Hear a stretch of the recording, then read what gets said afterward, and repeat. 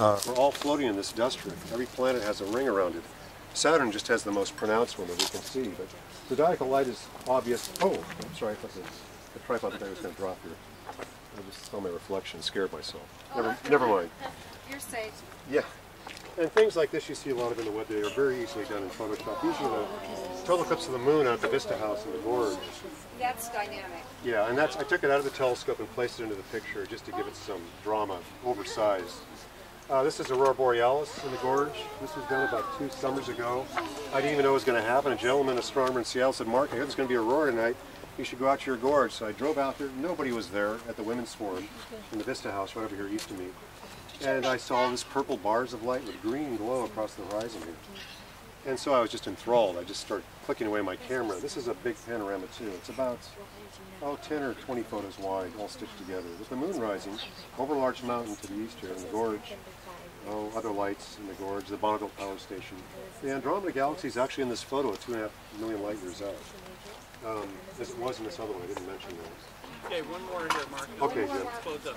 Yeah, someone asked about distances of stars, but when we look out of our galaxy, which is about 150,000 light years across, only 150,000 light years. Andromeda is 2.5 million light years away. And it's one of the closest, and we can see it with our naked eye just looking up. You don't need any optical aid. You can see it if you know exactly what it is. And the Triangulum Galaxy is 3 million light years away. Very tiny one under Andromeda, but they're here smaller in this photo. So there's a lot of different dimensions here, a lot of things about art that's much different than doing photography.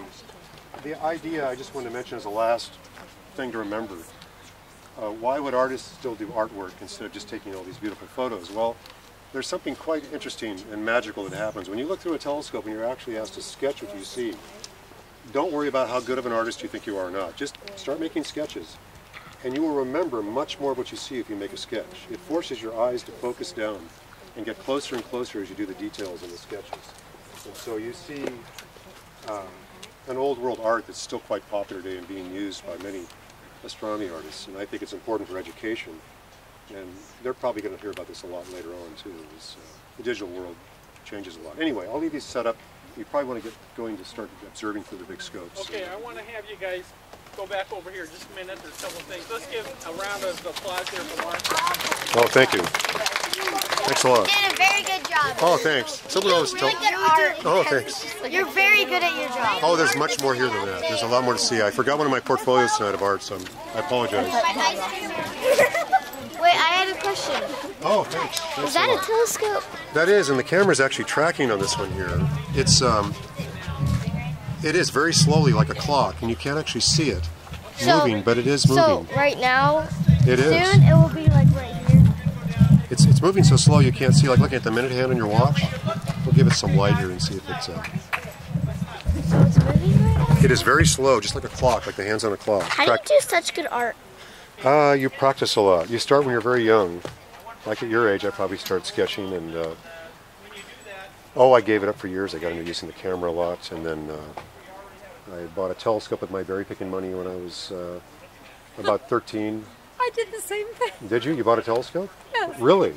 Well, good for you. Do you still have that telescope today? Yes, I do. I still have mine too. I kept it in the box all these years, but I know. I've acquired many other ones. This one was given to me to teach overseas in the Fiji Islands a few years ago, and I've taken it across the country to do sidewalk astronomy. I do it in Portland a lot too. And then the bigger telescope I still got in the car. I didn't pull out. It would be like the ones you're going to look through over here. It's a big Dobsonian. So. Yeah, I had time in Hawaii up Oh, in wow. a big telescope. You're lucky. I've been to the Fiji Islands, but not Hawaii. Oh, it's fabulous. Yeah, and my daughter's been there, and a lot of my other family's been there, but I've never gone to Hawaii yet in my life. Went up there and I got, 25 minutes, and it was just the most... I feel like I talked to you somewhere before. I think we have. Like at another Girl Scouts event? Yes. Last year. Yes. Up in the Gorge somewhere. Yes. Yeah. It's a fantastic. I mean, that nebula that I was looking at, and I'm like, oh, but this is beautiful. Yeah. Oh, the photographs? Yeah, it's very easily done. Oh, yeah. Oh, that's just easy to photograph. I don't care. That was the Lovejoy comet, and it was photographed, and then I took a shot of myself in the studio at home with a telescope. This is beautiful. You should sell this. Oh, thanks. No, I'm dead serious. Yeah, I think the art world is not. Oh, what are you talking about? Who cares? I guess a lot of artists are very critical. We don't. We don't see the value in our works, I guess the public does, and we should probably realize that. You need to realize that. Yeah, You and seriously do. I've talked about it on National Public Radio over the years I mean, look and at other this. venues. This is fantastic. Yeah, these are two of the more recent works I've done in the last year. This was just done about a month ago up in Northern California, in Trinidad. As I explained to them, this is the Milky Way. You're going to see this out here that looks south to Mars, and Saturn, and Antares, making this triangle. But, oh, there's a comet. I have to tell the kids. There's a little green comet here. I don't want to touch it because it's silverized paper. It's a little comet called, the name is now moved north. It's faded away. It doesn't have much of a tail, like there's no tail on it, like the luxury comet. Oh, that's a satellite or a plane. Yeah, that just flew through in a 10-second plane. It happens a lot in astrophotography. We always catch accidentally satellites and planes with their photos. I was hoping let me talk a little longer and I would with the artwork, but I might go, if I step over the right of your head, just get in between, I'll pull out some different artwork. Let's see this. Well, thanks. It's really, it's a process of many things I've done here to show. Oh, I should tell the kids. In 14 months, we're going to see this in the sky here in Oregon. We'll be the first to see it in the nation. We should tell them. Jim should tell them.